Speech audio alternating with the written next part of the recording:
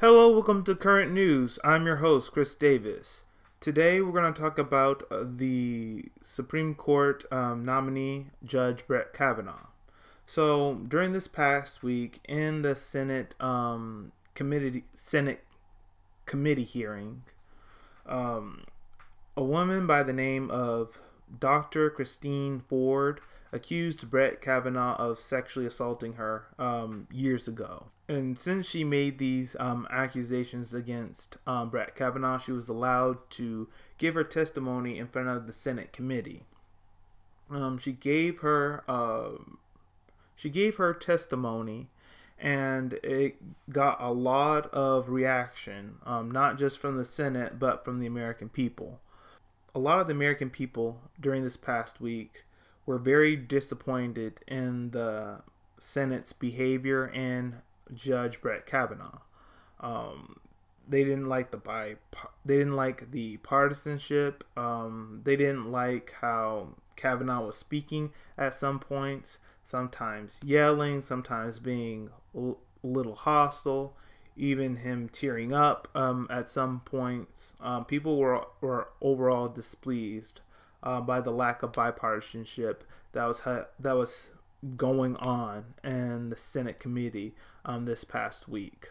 Dr. Ford's testimony has touched a lot of people this past week. A woman stopped a senator by the elevator. That senator is Jeff Flake, and she yelled at him saying, "Do not believe her testimony."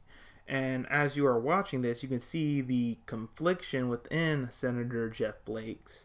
And when he gets back into the Senate committee, he voted to have the appointment of Judge Kavanaugh moved from the committee and to the floor, but under one condition: that the FBI do further investigation on the accusations against Judge Brett Kavanaugh.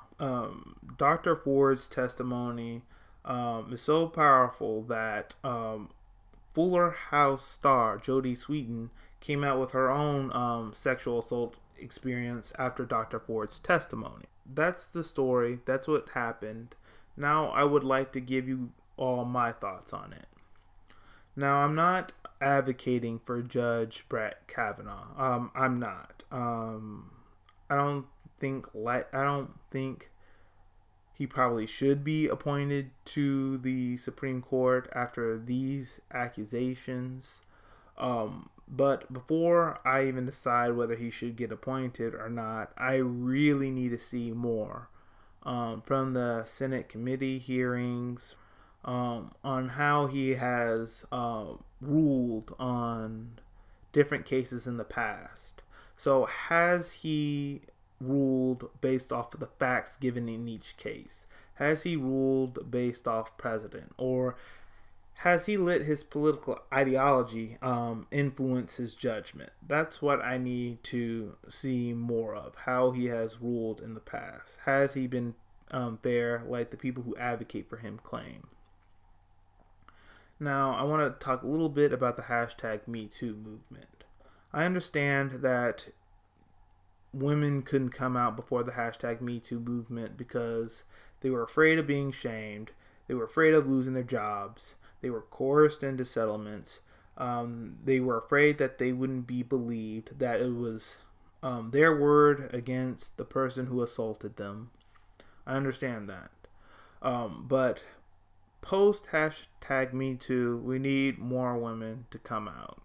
So if you've been sexually assaulted by anyone, please come out. It doesn't benefit you to wait decades when all the evidence is gone and we have to rely on people's foggy memories. It also doesn't really help that you sign a settlement. Now, there's all kinds of reasons why people will sign a settlement.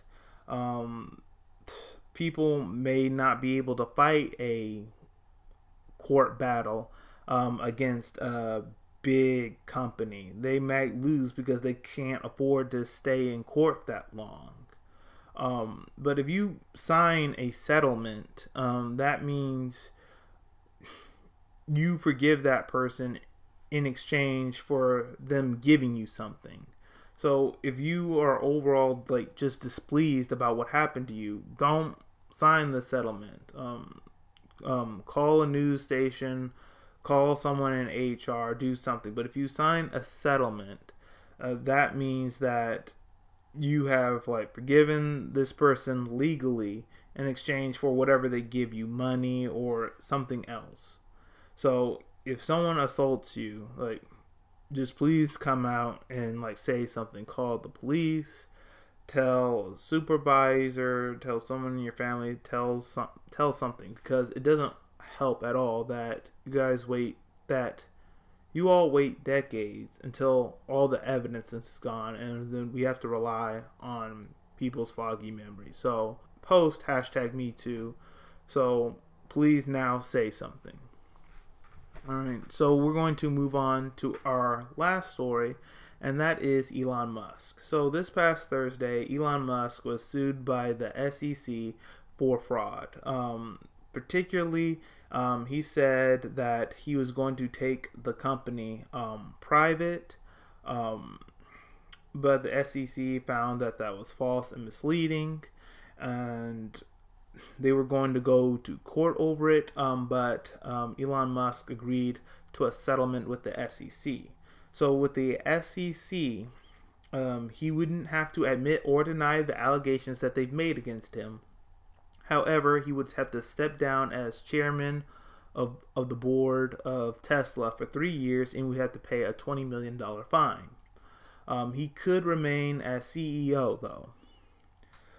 That's the story for that. I want to give you my thoughts on it now.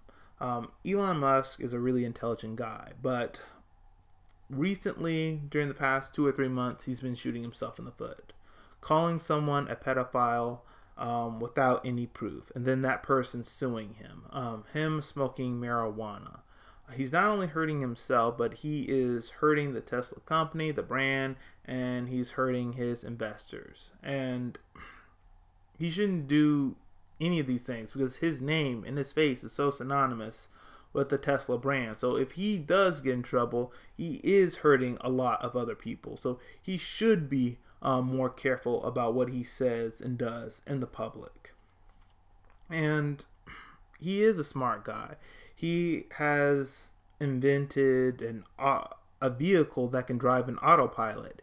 He has come up with creative ideas, such as people being able to transport through space tubes.